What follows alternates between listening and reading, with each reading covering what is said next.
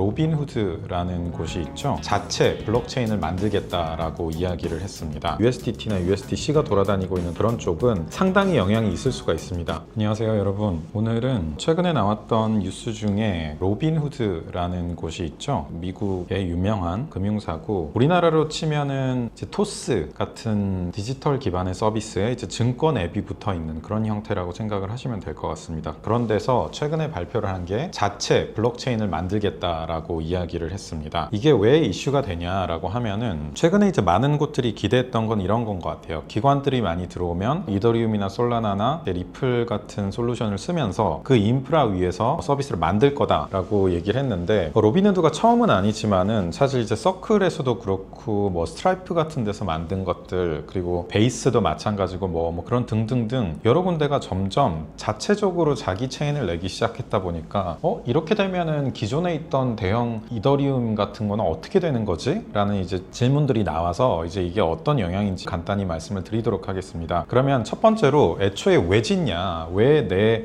블록체인을 따로 만드냐라고 하면 이렇게 생각하시면 됩니다. 이더리움은 솔라나 리플 같은 건 땅이에요. 그 부동산인데 그 위에 기존의 건물들을 짓고 서비스를 짓고 거기서 이제 돈을 버는 사업을 하는 거였죠. 근데 가만히 생각해 보시면은 뭐 규모가 있는 곳들은 땅도 사가지고 하고 나지 계속 임대료 내면서 하고 싶어 하지 않는 경우들이 있잖아요. 이제 그런 차원에서도 그 기업들은 왜 내냐, 내가 이더리움이나 솔라나나 리플에 계속 내가 수수료 내기 싫다, 가스비 내기 싫다 라는 관점에서 이렇게 고민을 하는 겁니다. 근데 여기서 생각해야 되는 거는, 그렇게 치면은 우리가 지금 보고 있는 결제 쪽, US 달러나 그 USDT나 USDC가 돌아다니고 있는 그런 쪽은 상당히 영향이 있을 수가 있습니다. 왜냐하면 기존의 솔루션에 뭘 써도 상관이 없는데 그냥 그대로 그런 결제사들이 이미 최종 고객들을 쥐고 있는 상태에서 그대로 그냥 뒤에 거를 쓰면 되거든요. 그래서 그럴 경우에는 대체가 꽤 많이 되겠지만은 이게 좀 다를 수 있는 영역이 뭐냐면, 결론적으로는 왜 그러면은 이런 기업형 체인들이 모두를 다 먹는 시장이 아니라 어떻게 보면 새로운 축이 나와서 하나의 그 시장을 만들어 가면서 더 산업을 키워갈 거냐라는 관점으로 보는지를 좀 말씀을 드리겠습니다. 기본적으로 결제 쪽은 말씀드린 것처럼 기업형 체인들이 나왔을 때 더 잘 될 수가 있어요. 그렇다고 다 가져가는 것들은 아니라고 생각을 하고요. 다만 이 문제는 블록체인 위에서 올라가는 것들은 결제에서 끝나지 않습니다. 그건 어떤 자금의 흐름인 거고, 훨씬 더 큰 시장은 투자나 자산 시장에 있는데, 자산 시장 같은 경우는 좀 아예 다른 게임이 이루어질 거라고 보고 있어요. 무슨 얘기냐, 일단 기본적으로 가장 쉽게 생각할 수 있는 건 다른 금융사들이 다른 경쟁 금융사가 만든 인프라를 쓰질 않겠죠. 그러다 보니까 뭐 스트라이프에서 낸다라고 했을 때 비자가 그걸 쓰지 않을 거고, 비자가 낸다라고 했을 때 다른 마스터카드에서 쓰지 않을 거고 하는 측면에서는 기본적으로 중립지대에 있는 이런 인프라들이 훨씬 유리하다라고 생각을 할 수가 있고요. 두 번째로는 말씀드렸던 것처럼 투자나 자산은 한 번의 그 흐름으로 끝나지 않습니다. 무슨 얘기냐면, 투자를 해놓고 나면 조각조각 그 위에 계속 붙게 돼요. 이자도 주고 운용을 하게 되고 또 그 위에 또 다른 서비스도 붙고 이렇게 갈아타게 되고, 즉 여러 가지 서비스들이 만들어지기 때문에 지금 이미 만들어져 있는 이와 같은 투자 생태계가 복합적으로 돌아가고 있는 이런 개방형 생태계, 뭐 이더리움이나 솔라나나 리플 같은 대표적인 이런 체인들의 생태계가 꽤나 유리한 고점을 선점을 하고 있는 상황이고요. 두 번째로는 모여야 제값이 나는 게 자산 시장입니다. 결제는 남들이 얼마나 결제를 하는지 상관없어요. 내가 3만 원을 썼다 하면 3만 원이 결제가 되는 게 중요한 거지, 얼마나 많은 사람들이 그 네트워크를 쓰는지 별로 중요하지 않거든요. 근데 투자 쪽에서는 유동성이 있어야죠. 즉 더 많이 몰려야지 더 많이 쓰는 것, 사람들이 선호하는 것처럼 우리가 왜 그러면 대형 거래소를 더 선호하느냐, 마찬가지로 더 많은 자산들이 있고 더 많은 유동성이 있기 때문에 더 많이 모여 있는 곳을 가게 되고, 이거는 우리가 오프라인에서 백화점만 보더라도 더 잘 되고 있는 쪽에 더 많이 몰리는 거랑 비슷한 상황입니다. 그래서 이미 북적이고 있는 이와 같은 뭐 이더리움이라든가 솔라나나 리플 같은 생태계에서 그 이점을 가지고 있는 부분은 분명히 있을 거라고 생각을 합니다. 자, 그래서 이제 제가 오늘 간단하게 얘기 드렸던 것처럼 지금 앞으로도 로빈후드에서 낸 체인이나 뭐 서클에서 낸 거, 스트라이프에서 낸 것처럼 대형 금융기관들이 내는 체인들은 한동안 더 나올 거라고 생각을 합니다. 앞으로. 다만 그 체인들이 독점할 거라고 생각은 하진 않고, 일정 부분은 분명히 영향이 있겠지만은 결제 쪽에서는 조금 더 유리한 고지를 가져갈 수 있을 거라고 생각을 하고, 다만 오히려 그 투자 시장이나 자산 시장에서는 기존의 탈중앙화된 생태계, 디파이에서 가지고 있는 장점들, 중립화된 지대로서의 가지고 있는 서비스들, 그리고 여러 가지 금융 서비스가 복합적으로 제공될 수 있는 환경이라는 것 등등을 따져봤었을 때에는 절대적으로 어떤 하나의 악재로 작용을 한다라기보다는 어떤 균형된 성장 측면에서 상호 보완적인 서로 이제 영역이 좀 다른 형태로 발전을 해 나갈 것으로 생각을 합니다. 앞으로 이제 기업 진출들은 계속 있을 거고, 그런 관점에서 이런 형태의 뉴스들이 나왔을 때 극단적으로 한쪽을 대체하거나 위협이 된다 혹은 아무 상관없다라고 보기보다는 이처럼 좀 양면이 계속 섞여 있는 뉴스들이 계속 나올 거기 때문에 이런 뉴스 나올 때마다 어디까지 영향을 줄고 어디까지는 아닌지를 판단을 해보면서 갈 수 있으면 좋겠습니다. 네, 오늘 방송은 여기까지 드리겠습니다.